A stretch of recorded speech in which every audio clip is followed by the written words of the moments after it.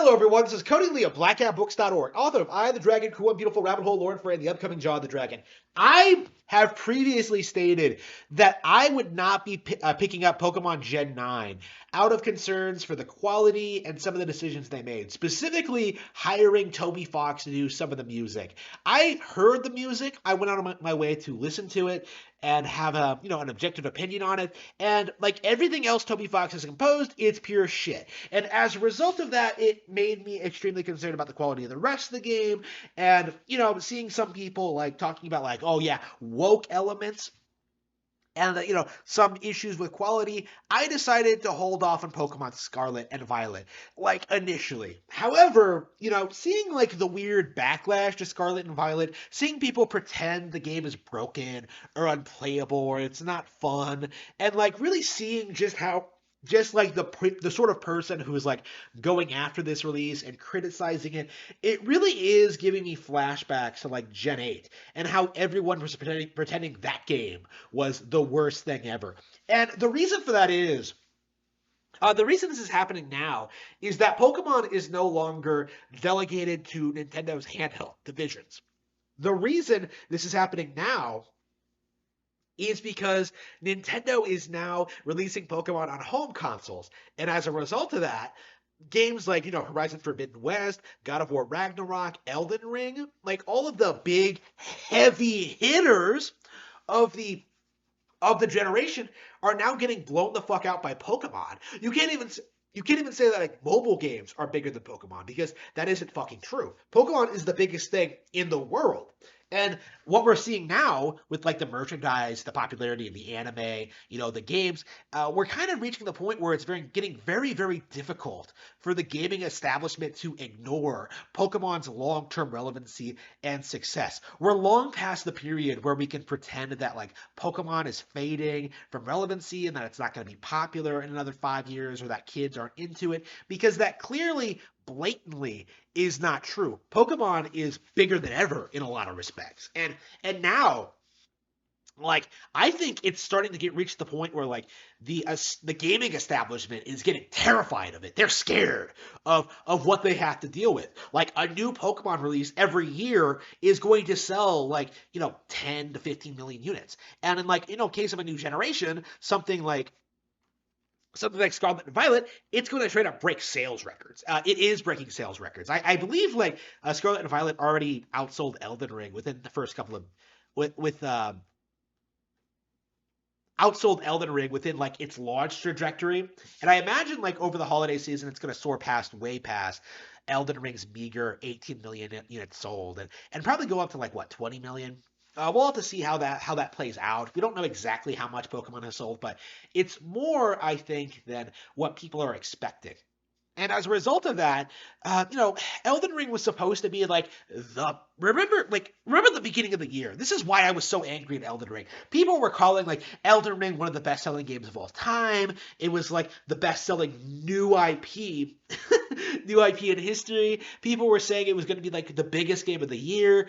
That wasn't true. Like it obviously wasn't true. And as I predicted, we're kind of at that stage where a major game is going to significantly outstrip Elden Ring. We are going to see Pokemon blow the fuck out of From Software's title.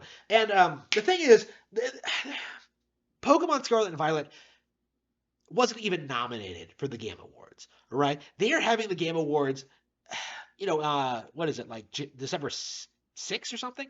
Like, push the date back. Like, if you can't get all the biggest games nominated for a certain period of time, like why are you even having the Game of the Year awards? Like push back the schedule so you can get all the games releasing in late November and early December, and just get everything that releases that year. Because Scarlet and Violet, despite selling 20 million units, is not going to get nominated in the Game Awards 2023. It's not even going to get mentioned. It's not going to get talked about. Not because the game is bad, because it's better than Elden Ring, but because supporting Pokemon, supporting Nintendo does not fit the agenda. These guys would rather like nominate stuff like Horizon Forbidden West and Stray rather than like actually good games. I believe God of War Ragnarok was nominated before the game even came out, and it's already forgotten. Nobody cares about God of War Ragnarok. It's a joke. Like, it's significantly less popular in 2018. Nobody wants to talk about it. Nobody wants to admit it, but it is true. But yet, Pokemon is becoming more popular. It's selling more units. It's winning over more and more fans. The only people who don't play Pokemon are the sort of people who have never even tried it. That's the reality of the situation we're in. Like, you can say that, like, oh, the new generation of Pokemon is bad. Then just buy the old one, play the old one. Like, shit, plenty of people didn't buy Legends Arceus, and that was the best game released this year. It's like, okay, how much longer can this go on realistically? Because we're at the point where there is no real competition for Nintendo anymore, and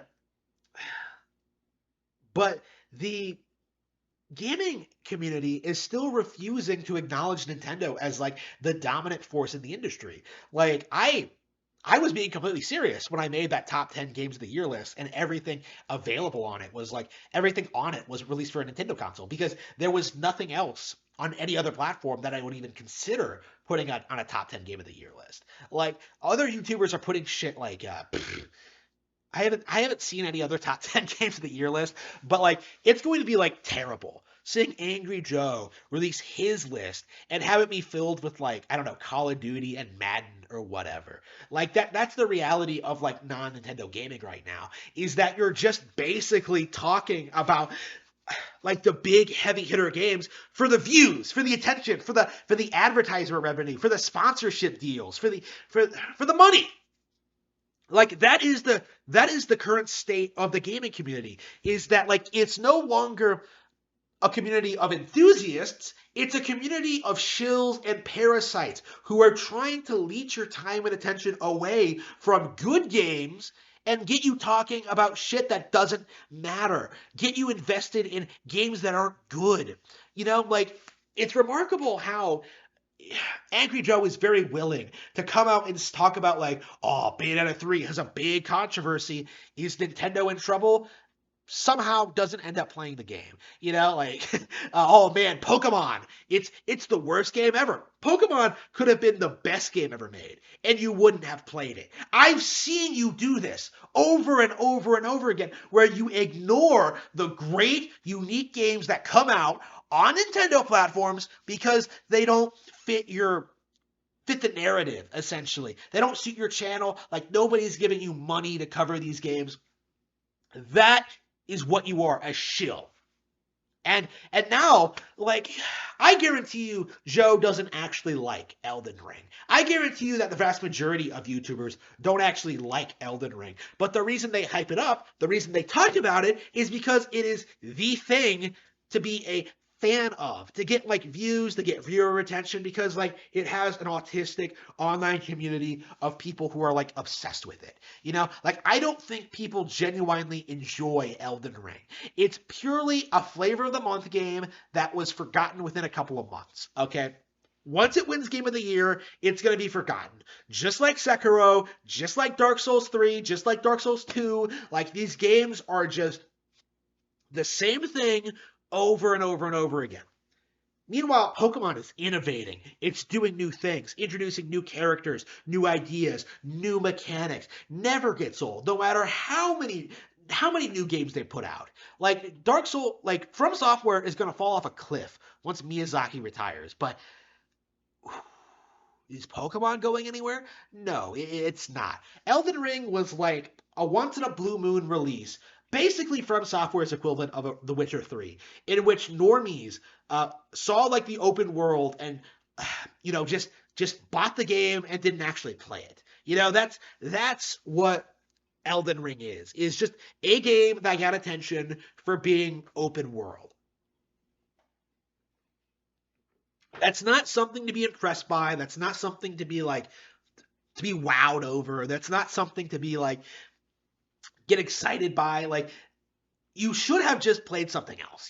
Kirby was better. Pokemon Legends Arceus was better. 13 Sentinels was better. Triangle Strategy was better. Sifu was better. The list of better games goes on and on and on and on, a mile long. Like, not even like in the distant past, like this year, Elden Ring was buried by a number of superior games on Nintendo Switch. And these people will legit tell you that these games don't exist and that they don't matter and that they don't sell as much as Elden Ring.